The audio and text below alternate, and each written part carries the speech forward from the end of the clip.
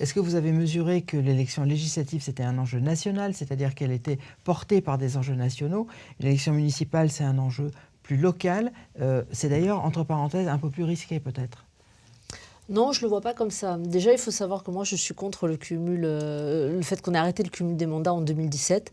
On va en reparler. Vous étiez pour le cumul. Je suis pour le cumul des mandats. D'ailleurs, je le suis toujours, même si il n'existe plus. Donc, je pense qu'effectivement, quand on est député, on porte évidemment des projets de loi et une politique nationale pour son parti politique, mais il n'y a pas que ce rôle-là. Il y a aussi un rôle d'ancrage territorial et de faire remonter le territoire à l'Assemblée nationale. C'est ça qui est très important.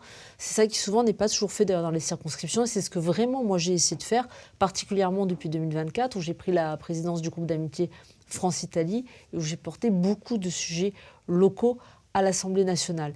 Et ça, c'était fondamental dans ma démarche. Aujourd'hui, je pense que je peux amener justement tout le travail que j'ai fait à l'Assemblée nationale, qui est porteur. On a construit une belle équipe qui a travaillé avec moi depuis maintenant quelques années, et venir gérer en local des dossiers.